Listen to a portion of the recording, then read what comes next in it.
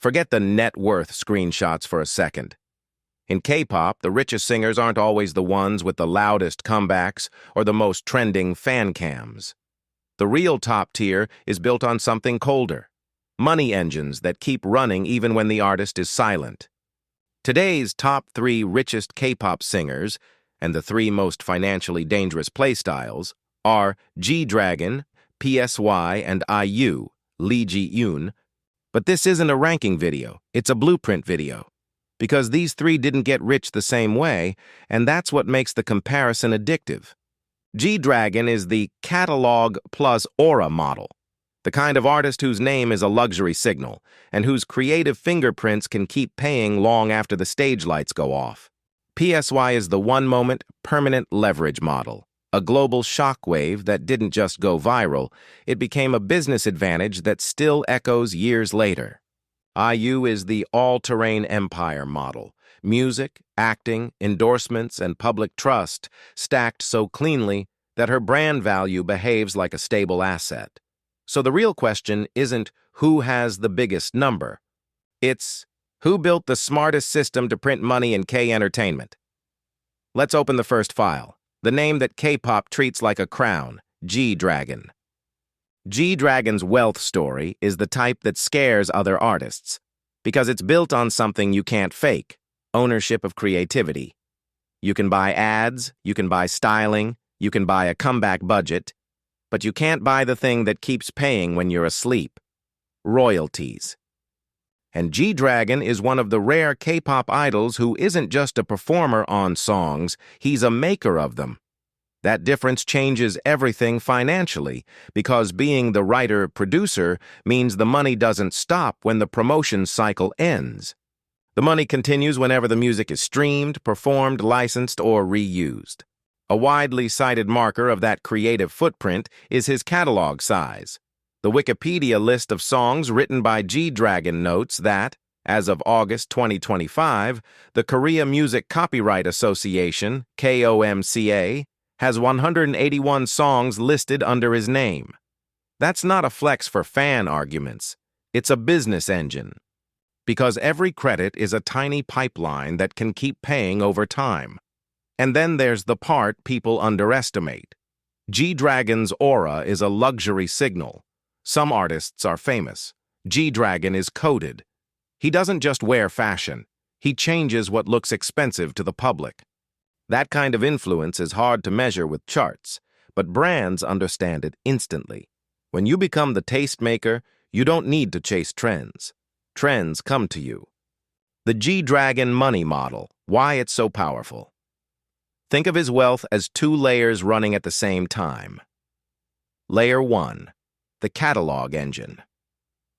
If you write and produce, you build what the industry quietly worships: a library. The music can outlive the era, outlive the hairstyle, outlive the scandal cycle. It's long money. Even Vietnamese press coverage that discusses his earnings emphasizes how stable royalties can be, pointing again to his large number of KOMCA-registered songs as a key income source. Layer 2. The identity engine. G-Dragon's name isn't just artist. It's a mood, rebellion polished into luxury. And once your name becomes a mood, you get paid not only for what you release, but for what you represent: exclusivity, cool, credibility. That's why he can move slower than younger idols and still dominate conversation. In the attention economy, scarcity is a weapon, if the demand stays high. The 2026 tension: why his wealth story still feels active. Here's what makes G-Dragon different from most rich idols. His wealth isn't just a past achievement. It stays relevant because it's tied to assets that keep moving: music royalties and cultural value. And there's another detail that makes him a magnet for viral "how rich is he?" headlines. People love attaching huge numbers to G-Dragon. Some outlets have pushed dramatic earnings claims for 2025, but those reports vary and aren't consistently verified across top-tier financial reporting. So instead of getting trapped in net worth math, the smarter angle is this: G-Dragon is rich the way creators are rich. Not because he simply worked a job well, because he owns pieces of culture. When you own pieces of culture, the income isn't linear, it's compounding. Every new listener is a potential royalty. Every new generation discovering Big Bang is a potential restream. Every fashion moment keeps his name circulating, and circulation is leverage. Why he belongs in the top 3 richest K-pop singer conversation. Because even when he's quiet, the engine is still running. The catalog doesn't stop, the influence doesn't expire. And in entertainment, the richest people are often the ones whose money can survive silence.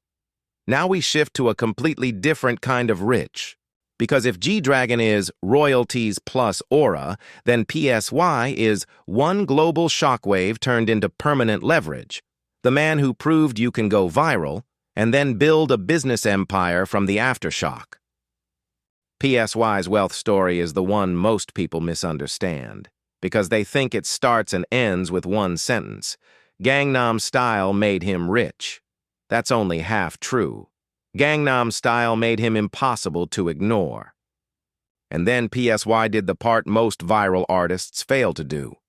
He converted attention into infrastructure, because going viral is easy to celebrate and hard to monetize long-term.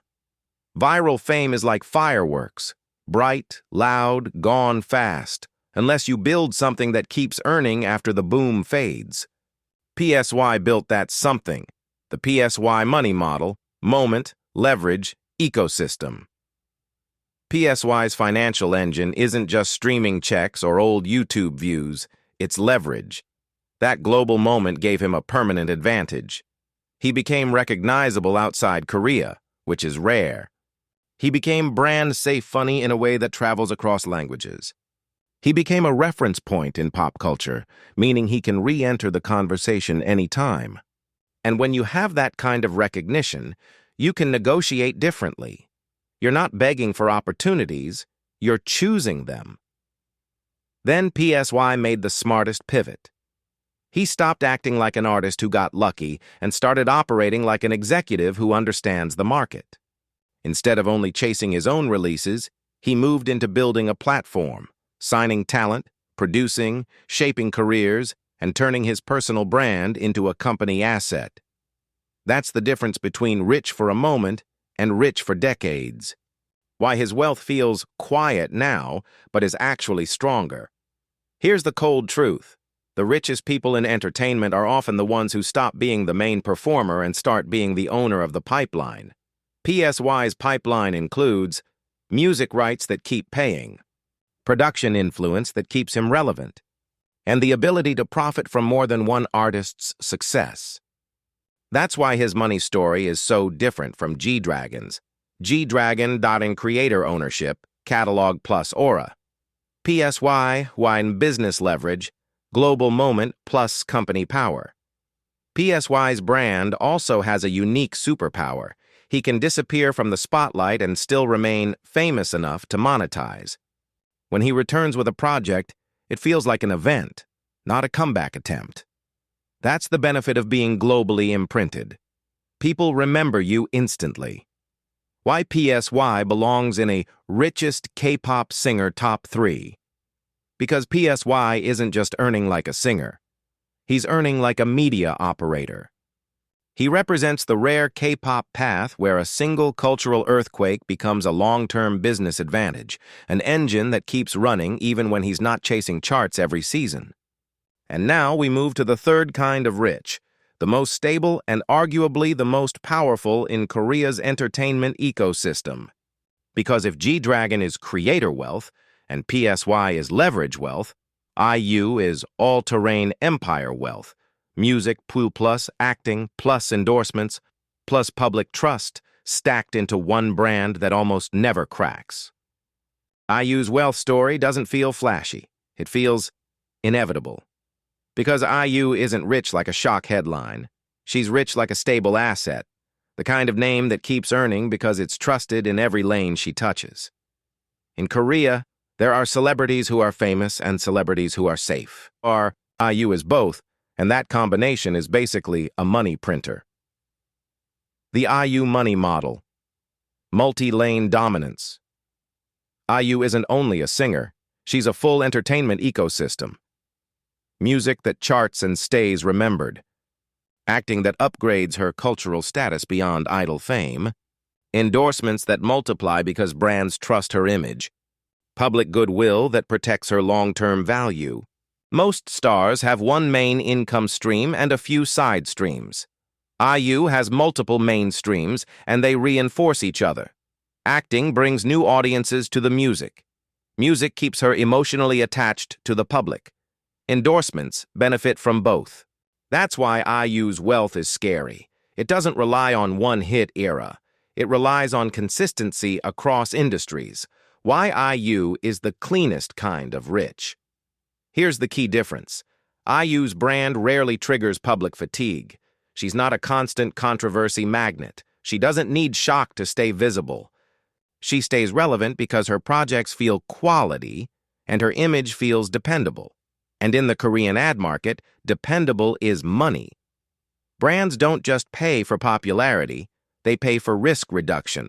When an endorser feels safe, companies can invest bigger and longer. IU benefits from that dynamic more than almost anyone, because her image has been managed like a long-term portfolio, not a chaotic spotlight. Why she belongs in this top 3? Because IU represents the richest type of entertainment career in Korea, the hybrid queen. Not only singer who acts, not only actress who sings, a full-spectrum star whose name can anchor charts and scripts and still stay loved. Now we're ready for the payoff because G-Dragon, PSY, and IU aren't just rich. They represent 3 money systems: catalog ownership, leverage infrastructure, and trust-based empire. Here's the truth that makes this top 3 so addictive. G-Dragon, PSY, and IU aren't rich for the same reason. They're rich because they built 3 different money systems, and those systems behave differently over time. G-Dragon Daksher catalog ownership plus cultural aura. His money engine is built on creative credits and identity.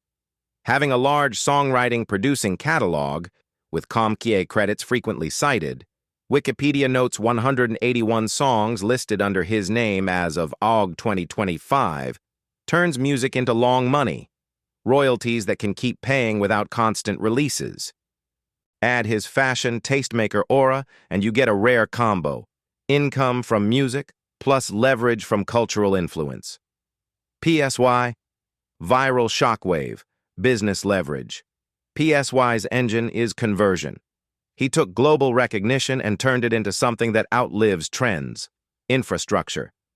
Not just streams, but long-term leverage, being recognized worldwide, being able to negotiate bigger, and operating like a platform that can profit from multiple projects and artists.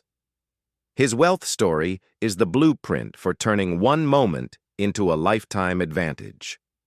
IU tracks all-terrain empire built on trust. IU's engine is stability through diversification. She dominates multiple lanes: music plus, acting plus, endorsements, while maintaining an image brands can rely on. That trust translates into repeat deals and long-term public support. Her wealth is scary because it doesn't depend on one era. It compounds across industries. So who's richest? If you mean pure creative ownership, G-Dragon's model is deadly. If you mean business leverage and ecosystem control, PSY's model is unstoppable. If you mean consistent empire wealth with low risk, IU's model is the most stable. And that's the verdict. This isn't a simple top 3 list. It's 3 different ways to print money in K-entertainment: ownership, leverage, and trust. So if you came here for a single who's richest number, here's the twist. The real flex isn't the number. It's the system that keeps producing it. G-Dragon built creator wealth, royalties, and cultural aura that can survive silence. PSY built leverage wealth.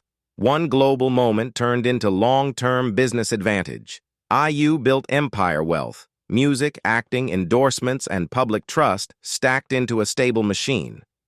Now I want your verdict. Which money system is the smartest in K-pop? Catalog ownership, G-Dragon, viral leverage, PSY, or trust-based empire, IU? Comment your pick and why. And if you want the next episode, should we do top 3 richest K-pop idols overall or top 3 K-pop companies that print money like factories?